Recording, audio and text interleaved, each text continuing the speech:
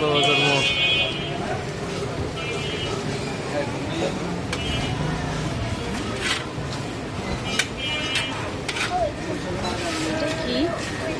এটা ঘুমনি খাবার খাও না, একটা করে সব খাও, আলাদা আলাদা করে খাও।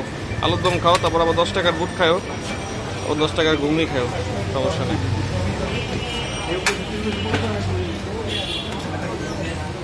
লো খাও।